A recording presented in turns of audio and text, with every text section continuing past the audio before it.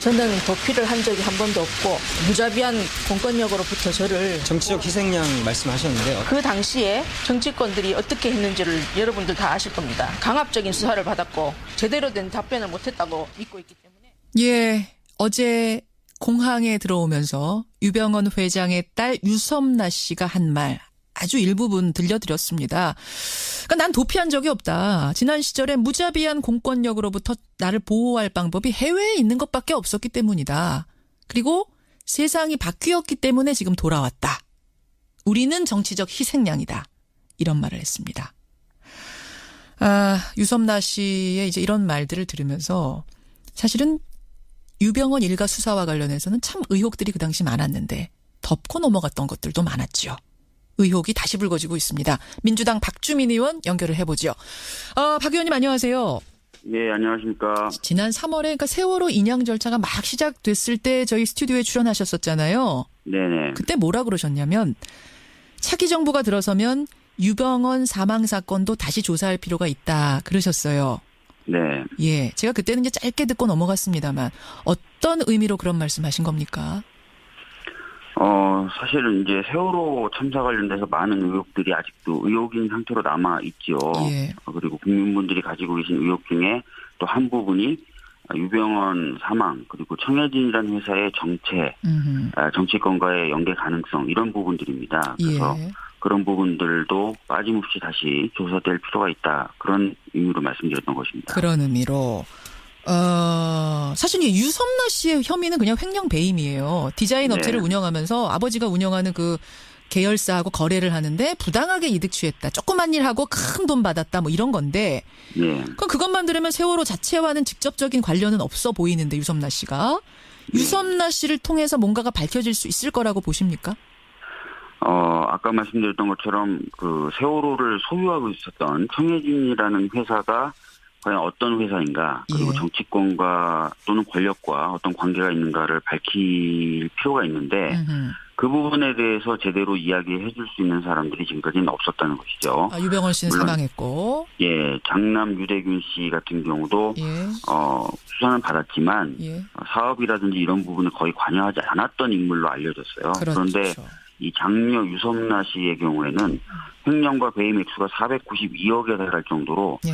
사업에도 깊이 관여한 것으로 생각이 되고 있는 인물입니다. 아하. 그렇다면은 방금 말씀드렸던 청해진이라는 회사의 정체 그리고 예. 정치권과의 연계 가능성 이런 부분에 대해서 충분히 알고 있을 것이다 이렇게 추측이 되고 있습니다. 그렇기 때문에 유섬나라는 인물이 중요한 거군요. 예. 지금 두 가지 말씀하셨어요. 유병언 사망에 대한 의혹, 청해진과 과거 정권과의 연결 가능성. 먼저 예. 하나 보겠습니다. 유병언 회장.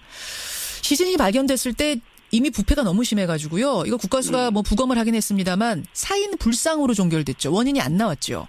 네, 정확히 원인이 안 나온 것으로 안 나왔습니다. 그렇게 했죠. 예. 그래서 그때 그 죽은 사람이 진짜 유병언이 맞냐부터 시작을 해서 유병언이 맞다면 자살한 거냐?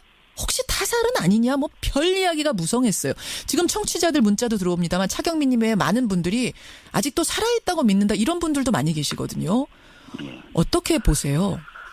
저도 사실은 이 부분에 대해서는 그렇게 많은 정보를 가지고 있진 못합니다. 예. 그래서 섣불리 어떻다라고 말씀드리긴 어려운데요. 예. 바로 그런 부분이 유섬나 씨가 중요한 역할을 할 수 있는 거라고 생각합니다. 아까도 말씀드렸듯이 사업 관련돼서 많이 관여한 것으로 보여지기 때문에 예. 유병언 사망한 것으로 보여지고 사망한 것으로 알려져 있는 유병언 씨의 어떤 여러 사망이라든지 이런 여부에 대해서 예. 좀 더 많은 정보를 제공해 줄 수 있을 것으로 보여져요. 그래서 국민들이 갖고 계신 의문을 예. 푸는데 좀 도움이 될 것이다 이렇게 보고 있습니다. 그러니까 유병언 회장이 유섬나 씨와 뭐 그 당시에 대화를 했다든지 전화를 주고받았다든지 뭐 이런 것들을 통해서 그 당시 무슨 일이 벌어지고 있었던 건가를 유섬나라는 사람은 알 것이다. 예, 아마 알 그렇다면 것이라고 생각합니다. 예. 이 죽음에 관련해서도 뭔가 실마리가 있지 않겠는가 그런 말씀이에요. 맞습니다. 예. 지금 이제 너무 많은 분들이 이 죽음을 믿을 수 없다라는 문자를 많이 보내주고 계신데 이건 좀 황당한 얘기입니까? 아니면 그럴 가능성도 조금이라도 있습니까? 정말 뭐 살아있다거나 혹은 타살당했거나. 글쎄요. 지금 뭐 국가수 발표라든지 이런 것들을 전면적으로 부인하기는 어렵겠죠. 예. 그래서 아마 저도 사망했을 것이라고 보고는 있는데 예. 문제는 사망의 원인, 배경 이런 것들은 전혀 밝혀진 게 없습니다. 그렇군요. 그렇기 때문에 이런 부분에 대해서는 좀 밝혀야 된다고 생각을 하고 있는 것이죠. 그 시신이 유병헌은 맞을 것 같다. 거기까지는 이제 국가수 발표를 인정한다 치더라도 그 원인에 대해서는 지금 밝혀진 게 없으니까. 그렇죠. 그리고 그렇게 혼자 사망하게 된 배경도 사실 아무것도 밝혀진 게 없거든요. 아무것도 밝혀진 게 없습니다. 네. 바로 그 부분에서 주목할 게 어제 유섬나 씨의 발언. 우리는 정치적 희생양이었다. 이 부분이거든요. 네. 도대체 이게 무슨 의미로 한 말인가? 정치적 희생양이라니. 그러게 말입니다. 사실은 이 정치적 희생양이라는 주장은 유섬나 씨만 한 것이 아니라 예.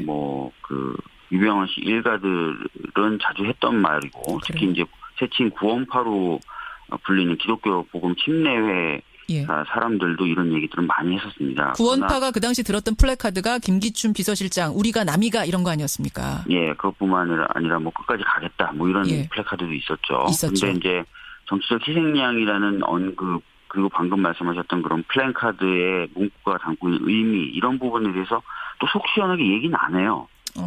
그렇기 때문에 이 과연 어떤 의미를 담고 있고 특히 이제 거기서 함의하고 있는 정치권과의 어떤 관련성 예. 그런 건 뭔가가 밝혀져야 되는 것이죠. 그냥 추상적으로 국민의 비판, 정권에 대한 비판, 주의를 돌리기 위해 우리를 희생양 삼은 거다라는 의미 정도인지 아니면 진짜로 뭔가 그 정권하고 깊은 뭔가 유착 관계가 있었고 그걸 덮기 위해서 우리를 죽음으로 몰고 갔다 뭐 이런 의미인지 그게 이제 밝혀져야 된다는 거죠. 맞습니다. 예. 피상적이고 추상적인 얘기냐 아니면 정말 구체적으로 뭐가 있었는가?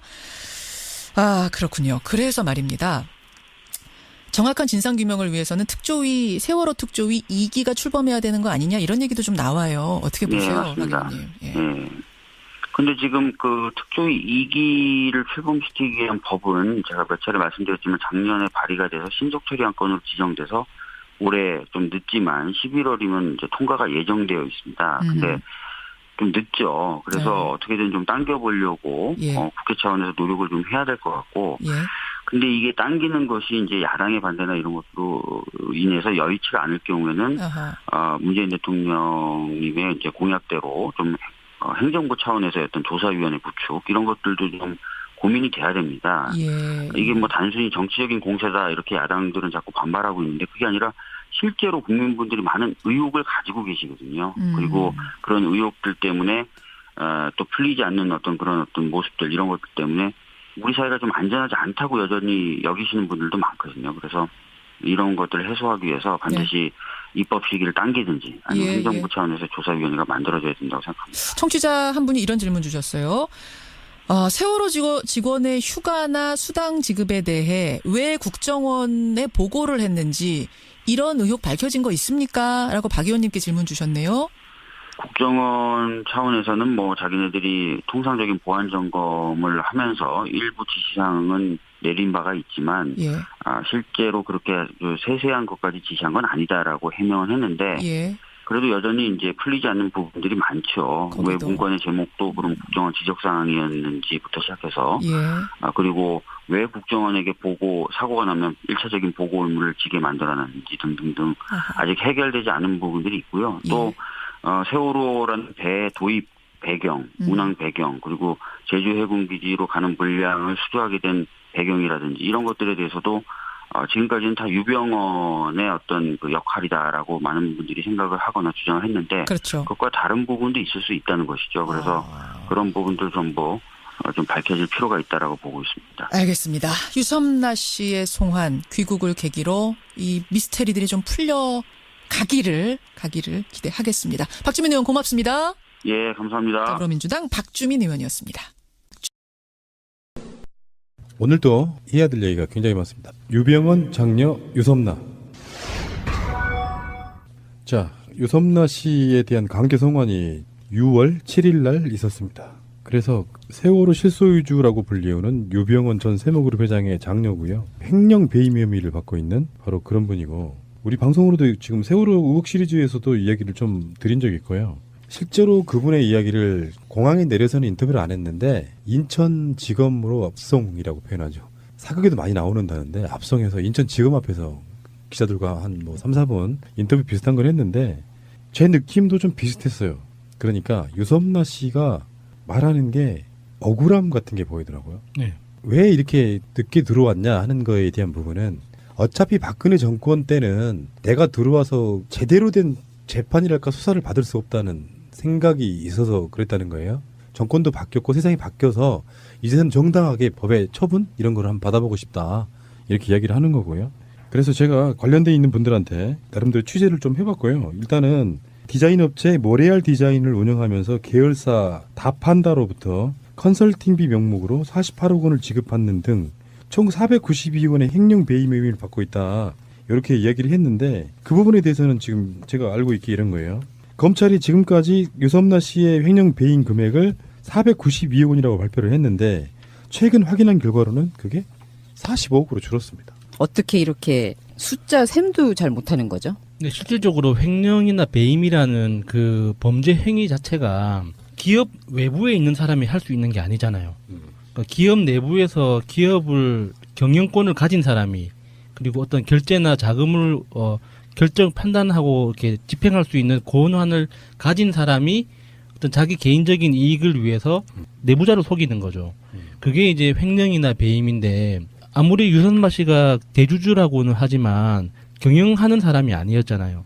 외부에서 별도의 자회사든 어떤 제3회사든 만들어가지고 거래 방식으로 이제 움직이는 사람이었는데 그런 사람한테 횡령 배임이라는 논리 자체가 적용되는지도 저는 좀 의문스러워요. 실제로 유병헌 추적 드라마에서 우리가 느꼈던 거는 어떤 나쁜 이미지를 거기에 더 씌우고 네. 그래서 그 사람들에게 어떤 시선을 쏠리게 만들고 악인 만들어서 시선을 돌리는 거거든요. 실제로는 당시에 박근혜 정부 또는 해경 여기에 대해 쏟아질 뭔가 국민들의 비난이 유병헌과 유병헌 가족 이렇게 지금 썰려듣게 만들었던 그 사건이에요. 그 사건이 지금 정권도 바뀌었고 3년도 훨씬 지난 뒤에 유섬나 씨가 들어왔는데 그래서 저거 검찰의 수사 방향 자체가 나간 그 세월호 의혹 시리즈 2닷에 이제 다시 세월호다 세 번째 네 번째 방송에서 그런 얘기를 하고 있는 건데요. 검찰이 하는 수사 방향이 오히려 누구에 의해서 컨트롤이 됐건 그게 황교안이건 뭐 우병우 간에 그 방향이 오히려 그들이 숨기고 싶어하는 반대 방향에 있는 거다. 저는 그렇게 보는 상황이었거든요. 그러니까 실제로 유병헌 같은 경우도 지금 정부에 의해서 정부가 유병헌 회장에게 추징금 한 대부분도 있죠. 그게 사실은 거의 대부분이 은행에 이미 압류되어 있는 상태예요. 은행이 받아야 될 돈이었다고. 정부가 유병헌 회장으로부터 받아낼 돈이 사실 없고요. 그리고 다시 말씀드리지만 언론들은 되게 묘합니다. 이제 유섬나 씨가 들어온다고 하니까 하는 이야기가 초호화 생활을 했던 유섬나 이렇게 얘기해요. 초호화 생활. 나쁜 이미지 먼저 줘요. 왜? 그렇게 많이 죽어갔는데 그래도 나쁜 유병헌의 나쁜 장녀인 유섬나는 초호화 생활을 이어갔다.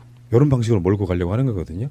그 자체가 좀 잘못된 부분이 분명히 있는 거고 당시에 언론에 막 뭔가가 드러날 때는 딱 10배 정도잖아요. 492억 원인데 처음에 소환 요청할 때는 뭐 87억인가로 소환 요청하고 지금 현재에 와서는 그 금액이 45억으로 줄어들고. 근데 야수님이 말씀하셨지만 횡령비 배임이라고 하는 것은요. 이걸 어떻게 꼴 수 있냐면 대주주이거나 또는 뭐 주식을 갖고 있거나 또는 내가 CEO로서 그 수익 배분함에 있어서 규정대로 하는 경우 있잖아요. 네. 그러니까 이익금의 얼마, 주식의 배당금의 얼마 해가지고 어떤 경우에는 그 규정에 의해서 수익금의 일부를 이렇게 가져왔는데 아까 말한 것처럼 이게 47억 원이라고 했잖아요. 이 회사가 얼마나 큰지는 정확히 모르겠습니다만 그런 것들을 다 이렇게 저렇게 해서 가져가고 뭐 한 거를 전부 다 도둑질한 돈으로 만들어버리는 그 스킬인데 그게 이제 법의 교묘한 그 경계선상에 있는 게 있어요. 요거를 정당한 수익금으로 분배해 간 걸로 볼 것이냐 아니면은 회사를 운영하기 위한 자금으로 킵해둔 걸로 볼 것이냐 여러 가지 그 기준이 있을 거 아니에요. 기준이랄까 그 경계선이 있을 거 아니에요. 그걸 애매모호하게 만들어가지고 딱 그 사람 찍어가지고 횡령비 배임 이렇게 실제로 이거 법원에 가면요 그냥 무죄 나오는 겁니다. 네. 법무부가 지금 보낸 보도 자료를 보면 여러 가지가 나오는데 그동안 일지 같은 게 나와요. 근데 유섬나는 인터뷰에서 그랬어요. 실제로 검찰로부터 저는 편지 한 장 받은 적이 없다. 한국으로 들어오라고 이렇게 촉구하거나 이런 소환장 같은 거 있잖아요. 소환장 같은 걸 받은 적이 하나도 없다. 그래서 유섬나 씨는 한번 잡혀요. 2014년 5월에 월 1,000만 원을 내고 있다는 그 아파트에서 잡혀서 구치소에서 감금을 1년 5개월 정도를 합니다. 예. 그런 다음에 조건부 석방해서 남은 기간을 지내다가 지금 들어온 거거든요. 그래서 이분이 뭐 3년 내내 초호화 아파트에 있었다. 이거는 사실이 아니고요. 사실 이분이 있었던 아파트는 굉장히 좋은 아파트인 건 맞아요. 정확하다면 이게 사실이라면 그 샹젤리제 거리에서도 그 뒤편 쪽으로 해서 골든 트라이앵글이라고 하는 주거 지역이 있는데 여기는 굉장히 서민은 살 수 없는 그런 곳이거든요. 그런 데가 있어요? 네. 돈 많은 사람이 거기서 뭐 자기 돈 가지고 산다는데. 네, 그러니까 뭐 몇십억, 몇백억 이렇게 버는 사람들이라면 뭐 그게 문제가 되지는 않고요. 그런 거 그렇게 돼버리는 거 똑같아. 박근혜 씨 삼성동에서 초호화 생활 기업들한테 돈 받아서 이렇게 할 수도 있는 거예요. 이거는 나쁜 프레임이라고 보고요. 실제로 지금 검찰은 조사를 받아야 되는 게 본인들이 세월호 사건 나고 나서 했던 수사에 대한 일종의 마무리 작업 같은 거라고 볼 수 있는데 굉장히 난감해질 가능성이 높아요. 종편에 나오는 변호사가 이렇게 얘기하더라고요. 자기들이 횡령과 배임을 해서 수익금의 대부분을 가져가 버렸기 때문에 세월호 안전에 사실상의 책임이 있다. 이게 말이 됩니까? 그러니까 세월호 안전에는 돈을 안 쓰고 돈을 다 가져가 버려서 유병헌, 유섬나 이런 사람들이 책임이 있다. 이런 식으로 변호사가 이야기를 해요. 법적으로 무슨 문제가 있는 건데? 그러면은 SK가 그 통신 요금을 계속 높이는 이유가 주주들 책임이라는 거예요? 그렇죠. 배당금을 받아야 되는 입장에서. 배당금 가져가는 주주들 때문에 요금이 올라간다는 거잖아요. 그건 뭐 개똥만 그런 사람이 변호사 하는 거면은 저도 하고 싶네요. 어디서 이렇게 100원짜리 하나 딱지 주고 살 수 있을 것 같아요.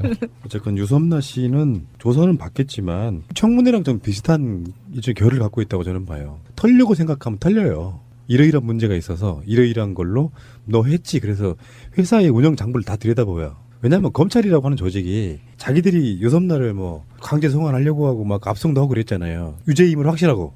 근데 그 상태에서 그 회사 장부를 들여다봐요. 법에 문제되는 거 없겠어요? 악의적이 없더라도? 그럼 그렇게 걸면 되는 거거든요. 청문회도 그런 방식이잖아요. 나는 표절할 의도도 없었고 표절이라고 생각도 안 했어. 근데 굳이 규정을 걸면 사실 만약 이런 거야. 뭐 팟캐스트를 누군가가 규정을 한다고 칩시다. 그래서 누구나 다 자기 개인의 어떤 능력대로 팟캐스트를 규정을 해요. 그러면 이런 거 있을 수 있잖아. 뭐 인터넷이란 말이 나올 수 있고 송출이란 말이 나올 수도 있고 스티브 잡스, 아이폰, 아이튠즈, 뭐 팟빵 이렇게 나올 수 있잖아요. 그 모든 것들을 조합해가지고 중복되는 단어가 여러 개니까 표절이다. 이렇게 될 수 있는 거예요. 그런 방식으로 걸고 넘어지는 거라고 저는 보는 거거든요. 유섬나 씨를 기본적으로 우리가 실드 치고 싶은 생각은 없어요. 근데 지금 현재 더 큰 문제는 유섬나나 유병헌이 아니고 그때 그 수사를 황교안이든 누구든에 의해서 지시를 받아가지고 처벌할 사람 처벌하지 않고 제대로 된 수사 안 하고 했던 검찰이 지금 이 수사를 하고 있다는 게 더 큰 가장 문제다. 이렇게 말씀드리고 싶습니다. 자, 트윗 한번 보겠습니다. 더 그리온님의 트윗입니다. 속보 유섬나 도망치지 않았고 검찰 연락 받은 적 없다. 이거 사실이면 우리 검찰 뭐가 되나요? 크크크. 사실일걸요? 유족들한테 미안한 거 없나 이렇게 물으니까 막 펑펑 울더라고요. 네, 물이 닿을 때마다 가슴이 아팠다고. 어쩌면 우리가 알고 있는 것들이 정반대의 진실에 가려져 있는 경우는 꽤 많습니다. 그러니까 한 3년쯤 고정사실화 돼버린 사실은 법정에서 반전이 나오지 않는 한 유섬나는 아직도 뭔가 유병헌에 의해서 뭐 세월호 아이들을 죽인 뭐 그런 공범 중에 한 명으로 인식될 가능성이 전 되게 높다는 생각이 들어서 한번 기존의 언론들과 다른 이야기를 한번 해봤습니다. 깨시민 예언 중 생명 존중 행복 공존이라는 분이 그 유섬나 씨가 세월호 생각하면 가슴 아프다 이 기사를 링크해서 거기 코멘트 달아주신 게 고양이 쥐 생각 이명박 박근혜 생각 박근혜 최순실 생각 같은 소리하고 자빠졌다 정말 이라고 하셨는데 저는 조금 다른 이야기를 하고 싶어서 이거를 좀 읽어드렸어요. 이게 법무부 보도자료를 보면 2014년 5월부터 꾸준히 뭔가를 이렇게 유섬나 씨를 본국으로 송환하기 위해서 우리나라로 송환하기 위해서 뭔가를 엄청나게 했다고 지금 기록이 막 20줄 넘게 이렇게 있는데 이걸 왜 최순실 정유라한테는 안 했을까? 안민석 그 의원이 라디오 방송에 나와서 몇 번을 그 의혹 제기를 했지 않습니까? 여기 있다. 그리고 지금 다른 나라로 옮겨서 지금 운둔 중이다. 법무부든 검찰이든 빨리 독일 검찰과 협조해서 빨리 송환하도록 조치를 취해라. 근데 몇 달 동안 아무것도 안 했거든요. 맞아요. 그랬다고 저도 들었어요. 그런데 2014년 5월부터 오늘까지 이렇게 미친 듯이 열심히 할 줄 아는 사람들이 왜 아무것도 안 했을까? 이게 너무 궁금하네요. 불편한 트윗이 많이 올라와 있어요. 예를 들어서 세월호 가족들을 욕을 한다든지 억지로라도 정치권이라든지를 엮어서 유섬나 씨하고 그래서 사실 여부를 뭐 검찰이 파헤칠 수 있는지는 모르겠지만 좀 섬찟해요. 지금 여기 올라오는 거 지금 읽어보면은 마치 세월호를 유섬나가 물에 가라앉힌 것처럼 그렇게 프레임을 만들어가고 그랬는데 부모님들은 뭐 그렇게 머리채도 끄집어 당기지 않고 너네들 뭐 하는 거냐가 정말 너무 많이 올라와 있어가지고요. 이건 정말 읽기도 유섬나는 모르죠. 사업을 어떻게 했는지 몰라요. 그 좋은 사람이었을지 사업을 했더라도 나쁜 사람이었을지 모르는데 세월호 사건과는 관계없다. 검찰이 과도하게 죄를 뒤집어 씌워서 이슈를 만든 뒤에 또 정권이 바뀐 뒤에서야 이제 지금 본인이 선택한 거예요. 지금 현재 프랑스 법에 호소해가지고 한국 안 들어올 수도 있었어요. 예. 본인이 들어온 거예요. 이번에 가겠다고 들어온 거예요. 도피 생활 오래 하셨는데 송환 거부하신 이유가 뭔가요? 저는 도피를 한 적이 한 번도 없고 무자비한 공권력으로부터 저를 보호할 방법이 해외에 다른 법으로부터라도 보호를 받고 싶어서 이제까지 기다렸습니다. 이제는 공정한 심사를 받기를 기대합니다. 그 세월호 유가족에게는 하실 말씀 없으신가요? 네, 가슴이 너무나 아프고 지금도 죽어간 어린 생명들을 생각하면 매일매일 물이 닿을 때마다 아픈 가슴 너지 할 수가 없습니다. 뭐라고 그분들에게는 어떤 말로도 위로가 안 된다는 걸 알기 때문에 항상 같이 아파야 된다고 생각합니다. 청해진 해운이라든지 그 기업의 운영에 있어서 전혀 모릅니다. 유섬나 씨가 직접 관여한 적은 없으신가요? 전혀 모릅니다. 뭐 정치권이나 권력들과의 어떤 정경기 차이 관련해서는요? 전혀 없습니다. 420억대 횡령 배임 혐의에 대해 어떻게 생각하세요? 그건 터무니없는 얘기고요. 저는 평생 동안 일을 하며 살았고 일한 대가로 보수를 받은 것 이외에는 아무것도 횡령하거나 배임한 적은 없습니다. 걸리는 게 없는데 그러면 그동안 왜 한국 송환을 그렇게 거부하셨던 거예요? 그 당시에 정치권들이 어떻게 했는지를 여러분들 다 아실 겁니다. 그리고 저로 인해 가지고 다른 분들이 수사를 받을 때 강압적인 수사를 받았고 그로 인해서 제대로 된 답변을 못했다고 저는 믿고 있기 때문에 그때까지 기다린 겁니다. 이때까지. 강압적인 수사를 하면 그 유병헌 회장과 어떤 연락을 취했던 건가요? 아닙니다. 그럼 그런 강압적인 수사라는 건 어떻게 하신 거예요? 뉴스로 받고 말도 안 되는 상황이 벌어지고 있었기 때문에 저는 알았습니다. 그리고 저는 한 번도 도망간 적도 없고 검찰로부터 편지 한 장 받은 적 없습니다. 세상이 바뀌어서 들어왔다면 지금 현재로서는 그러면 어느 정도 죄에 대해서 뭐 해명할 수 있다는 판단 때문인가요? 네, 제가 일한 것들을 일을 안 했다고 말하는 것을 받아들일 수 없습니다. 방금 말씀하신 부분이 가장 억울하신 부분인가요? 네, 여러 가지 많지만 제 혐의로만 봤을 때는 일을 안 했다라는 것은 절대 받아들일 수 없습니다. 의혹들이 아직도 의혹인 상태로 남아 있죠. 예. 그리고 국민분들이 가지고 계신 의혹 중에 또 한 부분이 유병헌 사망 그리고 청해진이라는 회사의 정체, 정치권과의 연계 가능성 이런 부분들입니다. 그래서 예. 그런 부분들도 빠짐없이 다시 조사될 필요가 있다. 그런 의미로 말씀드렸던 것입니다. 그런 의미로. 사실 이 유섬나 씨의 혐의는 그냥 횡령 배임이에요. 디자인 업체를 네. 운영하면서 아버지가 운영하는 그 계열사하고 거래를 하는데 부당하게 이득 취했다. 조그만 일하고 큰 돈 받았다. 뭐 이런 건데. 네. 그럼 그것만 들으면 세월호 자체와는 직접적인 관련은 없어 보이는데 유섬나 씨가. 유섬나 씨를 통해서 뭔가가 밝혀질 수 있을 거라고 보십니까? 아까 말씀드렸던 것처럼 그 세월호를 소유하고 있었던 청해진이라는 회사가 과연 어떤 회사인가 그리고 예. 정치권과 또는 권력과 어떤 관계가 있는가를 밝힐 필요가 있는데 그 부분에 대해서 제대로 이야기해 줄 수 있는 사람들이 지금까지는 없었다는 것이죠. 유병헌 씨는 물론, 사망했고. 예, 장남 유대균 씨 같은 경우도 예. 수사는 받았지만 예. 사업이라든지 이런 부분에 거의 관여하지 않았던 인물로 알려졌어요. 그렇죠. 그런데 이 장녀 유섬나 씨의 경우에는 횡령과 배임 액수가 492억에 달할 정도로 예. 사업에도 깊이 관여한 것으로 생각이 되고 있는 인물. 유병헌 씨의 어떤 여러 사망이라든지 이런 여부에 대해서 예. 좀 더 많은 정보를 제공해 줄 수 있을 것으로 보여져요. 그래서 국민들이 갖고 계신 의문을 예. 푸는 데 좀 도움이 될 것이다 이렇게 보고 있습니다. 그러니까 유병헌 회장이 유섬나 씨와 뭐 그 당시에 대화를 했다든지 전화를 주고받았다든지 뭐 이런 것들을 통해서 그 당시 무슨 일이 벌어지고 있었던 건가를 유섬나라는 사람은 알 것이다. 예, 아마 알 그렇다면 것이라고 생각합니다. 예. 이 죽음에 관련해서도 뭔가 실마리가 있지 않겠는가 그런 말씀이에요. 맞습니다. 예. 지금 이제 너무 많은 분들이 이 죽음을 믿을 수 없다라는 문자를 많이 보내주고 계신데 이건 좀 황당한 얘기입니까? 아니면 그럴 가능성도 조금이라도 있습니까? 정말 뭐 살아있다거나 혹은 타살당했거나. 글쎄요. 지금 뭐 국가수 발표라든지 이런 것들을 전면적으로 부인하기는 어렵겠죠. 예. 그래서 아마 저도 사망했을 것이라고 보고는 있는데 예. 문제는 사망의 원인, 배경 이런 것들은 전혀 밝혀진 게 없습니다. 그렇기 때문에 이런 부분에 대해서는 좀 밝혀야 된다고 생각을 하고 있는 것이죠. 그 시신이 유병헌은 맞을 것 같다. 거기까지는 이제 국가수 발표를 인정한다 치더라도 그 원인에 대해서는 지금 밝혀진 게 없으니까. 그렇죠. 그리고 그렇게 혼자 사망하게 된 배경도 사실 아무것도 밝혀진 게 없거든요. 아무것도 밝혀진 게 없습니다. 네. 바로 그 부분에서 주목할 게 어제 유섬나 씨의 발언. 우리는 정치적 희생양이었다. 이 부분이거든요. 네. 도대체 이게 무슨 의미로 한 말인가? 정치적 희생양이라니. 그러게 말입니다. 사실은 이 정치적 희생양이라는 주장은 유섬나 씨만 한 것이 아니라 예. 유병헌 씨 일가들은 자주 했던 말이고 특히 이제 세칭 구원파로 불리는 기독교 복음 침례회 예. 사람들도 이런 얘기들은 많이 했었습니다. 구원파가 그 당시 들었던 플래카드가 김기춘 비서실장 우리가 남이가 이런 거 아니었습니까? 예, 그것뿐만 아니라 뭐 끝까지 가겠다 뭐 이런 예. 플래카드도 있었죠. 있었죠. 근데 이제 정치적 희생양이라는 언급 그리고 방금 말씀하셨던 그런 플랜카드의 문구가 담고 있는 의미 이런 부분에 대해서 또 속 시원하게 얘기는 안 해요.